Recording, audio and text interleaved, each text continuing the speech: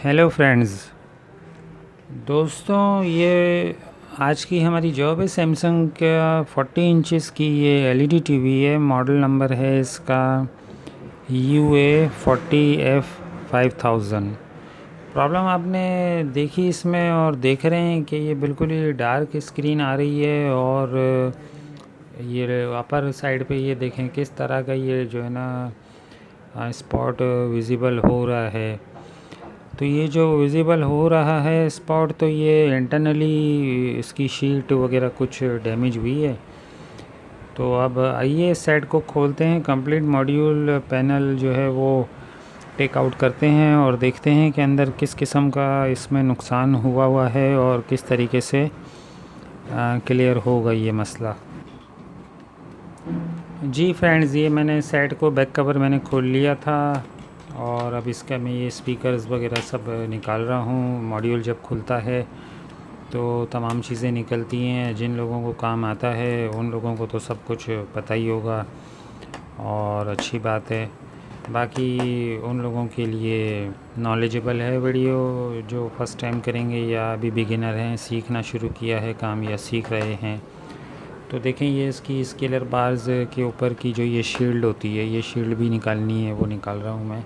ये एक एक करके तमाम चीज़ें जो जो बीच में आएंगी फ्रेम के, अपर फ्रेम के, वो सब निकालेंगे और फिर उसके बाद आप देखिएगा अंदर किस किस्म का इसमें जो है प्रॉब्लम आई है।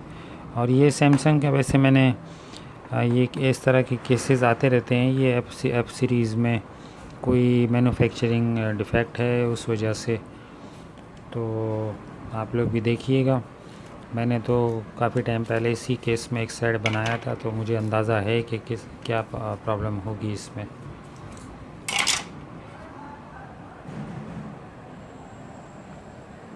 दोस्तों साथ रहिएगा, नॉलेजेबल वीडियो है, सीखेंगे आप लोग कुछ अच्छा ही। और कोई क्वेश्चन हो तो कमेंट कीजिएगा मुझे, आप लोगों को रिस्पांस देने की मैं पूरी कोशिश करूँगा। अच्छा, ये दोस्तों देखें, जो ऊपर का जो तमाम चीज़ें थी वो मैंने निकाल ली है। स्पीकर वगैरह, स्केलर बार की जो केसिंग होती है, शील्ड भी कह लें, वो भी मैंने निकाल ली है मेटल की। और अब ये देखें, इसका ये अपर फ्रेम निकाल लें। अपर फ्रेम का मैं आपको बता दूं, इसमें क्लिप्स होते हैं, ये सारा क्लिप सिस्टम होता है।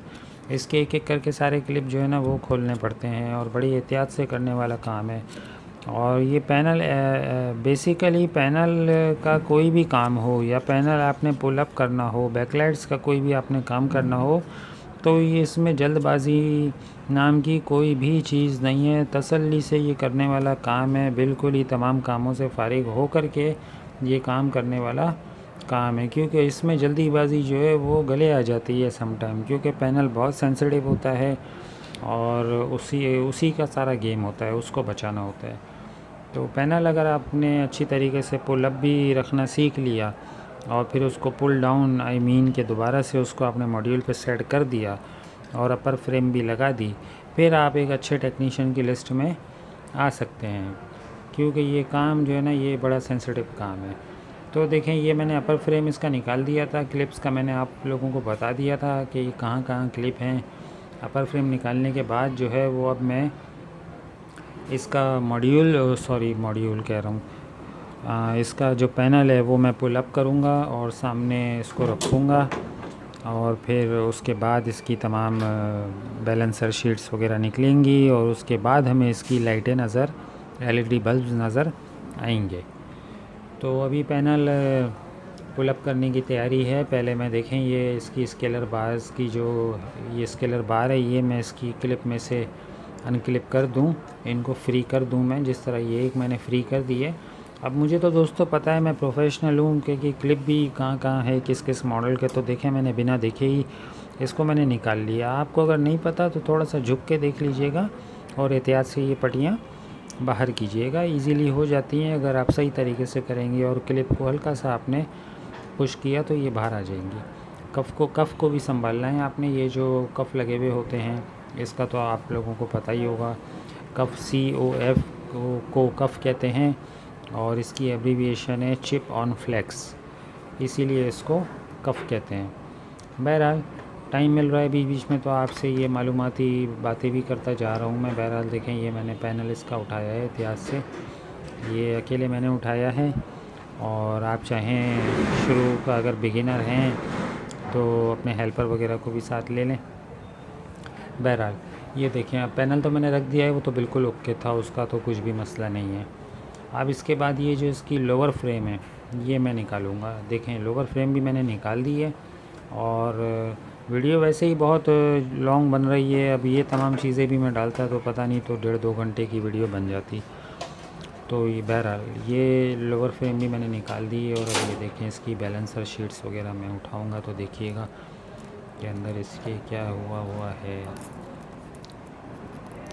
टेपिंग हुई भी है। देखें, ब्रांडेड कंपनीज़ की यही बात होती है ज़बरदस्त। मुझे बड़ा मज़ा आता है ये ब्रांडेड बनाने में। सैमसंग हो गए, सोनी हो गए, एलजी हो गए, बाकी ये कचरे भी आजकल आए हुए हैं चाइना के मार्केट में भरे पड़े हैं।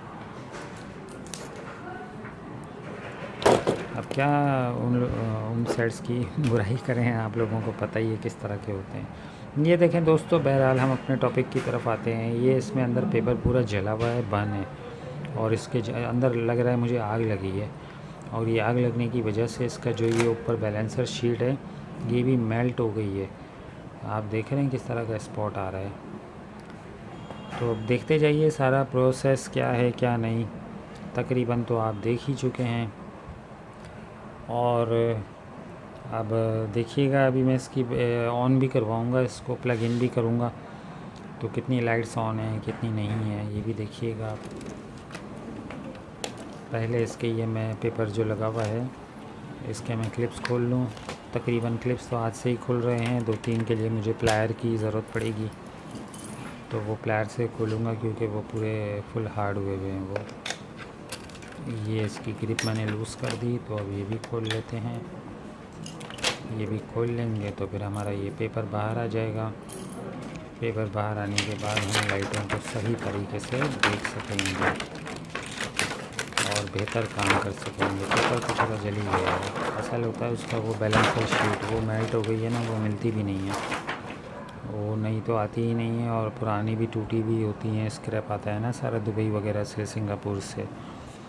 तो वो शाज़ो नादिरी कोई पीस साफ़ सुथरा हो जो स्क्रैप का हो तो उसकी शीट फिर ऐसे केसेस में लगाएं तो ये प्रॉब्लम भी सॉल्व हो जाए। बहरहाल वो आगे की बात है। ये देखें, मैंने प्लग इन किया है इसको तो सिर्फ ऊपर की एक पट्टी पूरी जल रही है और सेकंड जो स्ट्रिप है उसमें कुछ ये 1 2 3 4 तकरीबन बल्ब ऑन है बस। बाकी इसके अलावा देखें सारा मॉड्यूल इसका बंद पड़ा हुआ है। ऐसा लग रहा है इसकी लाइट गई हुई है जिस तरह हम लोगों की जाती है अक्सर। अब तो नहीं जाती है, पहले बहुत जाती थी। तो दोस्तों ये देखें, इसकी ये मैंने बैकलाइट्स ला के रखी हुई हैं और अब इसकी ये तमाम मैंने पट्टियाँ निकाल दी हैं क्योंकि इसमें मैं सारी बैकलाइटें जो है सारी की सारी नहीं डाल दूँगा और काम बेहतर करेंगे। जब देखिए ना ये खुलता है तो ये खोलना बंद करना बच्चों का खेल तो है नहीं। तो फिर हम भी कस्टमर से, क्लाइंट से बात करते हैं कि सर जी ये काम पूरे तरीके से होगा, फिर ऐसा हम नहीं करके देंगे कि फिर आप महीने 2 महीने बाद हमारे पास आएँ तो फिर हमें ही मेहनत हो दोबारा से खोलने की। क्योंकि ये पैनल खोलने के लिए भी यार माइंड बना के बैठना पड़ता है, लेंदी वर्क होते हैं सारे।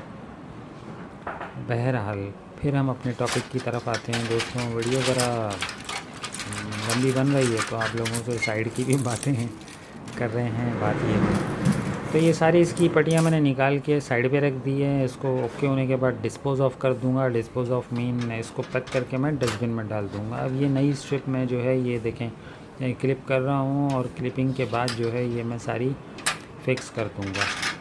ये फ़िक्स करने के बाद हमारा मॉड्यूल बिल्कुल ओके हो जाएगा। मॉड्यूल ओके हो जाएगा तो उसके बाद फिर हम ये स्पॉट के पीछे पड़ेंगे कि इसको हम कितने से कितना मैक्सिमम हम इसको क्लीन कर सकते हैं। क्योंकि जितना ये क्लीन होगा वेट डस्टर से उतना ही क्लीन होगा। उसके बाद जो है वो जो मेल्ट हुई है ना बैलेंसर शीट, उस पर जितना स्पॉट रह जाएगा वो मामूली सा आपको दिख सकता है। ये मैंने कस्टमर को पहले ही कह दिया था क्योंकि ये इसकी शीट नहीं मिलती। मैंने पता भी किया, अपने इम्पोर्टर्स को कॉल की, सबने कहा यार टूटी भी रखी हुई है, सारा माल टूटा हुआ डैमेज आता है ना बाहर से। तो फिर मैंने क्लाइंट को कहा कि भाई इन फ्यूचर में जब कोई साफ पीस आएगा मेरे पास में स्क्रैप वाला और उसकी ये शीट बैलेंसर बिल्कुल ठीक हुई, ओके हुई, डैमेज नहीं हुई, तो वो फिर बात की बात है, मैं आपको एस्टीमेट दे के ये काम दोबारा से कर दूँगा। क्योंकि ये मेहनत वाला काम है भैया, बार बार खोलने वाले तो काम नहीं है, और अगर हमें दोबारा सेट खोलना पड़ जाए तो हम चार्ज करते हैं दोबारा। तो दोस्तों ये सारी क्लिपिंग वगैरह हो रही है, बड़ी मेहनत वाला काम है। देखें ये इसके सारे जो वो क्लैंपिंग है ना वो भी सब ऊपर करने पड़ते हैं, फिर ये पट्टियाँ लगती हैं और फिर वो जो क्लैंप है वो दोबारा से रीटाइट करने पड़ते हैं ताकि ये स्ट्रिप्स जो हैं वो इसकी ग्रिप मॉड्यूल के साथ बिल्कुल प्रॉपर हो जाए। देखें ग्रिप होगी तो वो हीट कंट्रोल का जो वो एक सिस्टम प्रोसेस होता है ना वो चलता रहेगा। अगर पट्टियाँ लूज़ रहेंगी ना मॉड्यूल में तो वो ओवर हीट होकर जल्दी ख़राब होने के चांसेस ज़्यादा होते हैं। इस बात का आपने ख्याल करना है। तो जब सब मैं ये लगा लूँगा उसके बाद आप देखिएगा कि मैं एक एक करके तकरीबन इसके अराउंड 40 to 50 क्लिप्स हैं सारी पट्टियों पे, बैकलाइट्स के स्ट्रिप्स पे जो लगे हुए हैं मेटल के क्लिप, वो एक एक करके मैं सारे के सारे रीटाइट करूँगा ताकि ये बिल्कुल मेटल के साथ जो है फिक्स हो जाएं। और फिर उसके बाद हम मॉड्यूल ओके करेंगे और फिर देखेंगे। तो बढ़ते जा रहे हैं हम अपने काम की तरफ और जॉब कंप्लीट होने को है, बस कितनी देर है, अभी कुछ ही मिनट बाकी हैं कि ये हमारी जॉब भी कंप्लीट हो जाएगी। तो दोस्तों देखें ये मैं सारे अब इसके क्लिप पहले तो मैंने उठाया है प्लायर से कर रहा हूँ, लेकिन प्लायर से मुझे हो रही है दिक्कत इसको ये फिक्स करने में, क्योंकि प्लायर जो है वो इसके कॉर्नर पर सही तरह बैठ नहीं रहा है, जिसकी वजह से मेरी फिंगर्स पर बहुत प्रेशर आ रहा है। तो अब होगा ये कि एक दो क्लिप और टाइट करने के बाद मैं उठाऊँगा स्क्रू ड्राइवर फ्लैट वाला, उससे फटाफट ये सब के सब हो जाएंगे। तो ये फिर सारे क्लिप टाइट करने के बाद, क्योंकि देखिए काम बेहतर वही होता है कि आप जिस तरह सेट को खोलें उसी तरह सेट को बंद करें। अगर आपने कुछ छोड़ छाड़ दिया, अंदर कोई मिसिंग कर दी, स्क्रू नहीं लगाए, क्लिप टाइट नहीं किए, आप फिर अपने आप से मुतमईन नहीं होंगे। सेट तो आप दे देंगे, क्लाइंट को भी कहाँ दिखेगा अंदर क्या है क्या नहीं है, लेकिन आपको ख्याल आएगा कुछ आवर्स बाद या कुछ दिनों बाद, तो आप बोलेंगे यार वो कमी रह गई। तो काम वो करें ही नहीं कि उसमें कोई आप मिसिंग करें, काम करें परफेक्ट करें, प्रोफेशनल बन जाएं, बिल्कुल कोई कसर ना छोड़ें काम में। ये देखें ये मेहनत होती है लेकिन ये करनी पड़ती है। जो अपने काम से जो सिंसियर होता है ना वो ये सब करता है। मैंने ऐसे ऐसे सेट भी देखे हैं कि अंदर जो है ना वो कितनी चीज़ें ही नहीं होती, क्लिप नहीं लगे हुए होते हैं और क्लिपिंग नहीं की गई होती हैं, और बस क्या कहें, हर तरह का बंदा मौजूद है इस दुनिया में। तो मैंने कहा ये क्लिपिंग कर लूँ तो आपसे साइड की भी बातें कर लूँ, फिर दोबारा टॉपिक पर आ जाएंगे।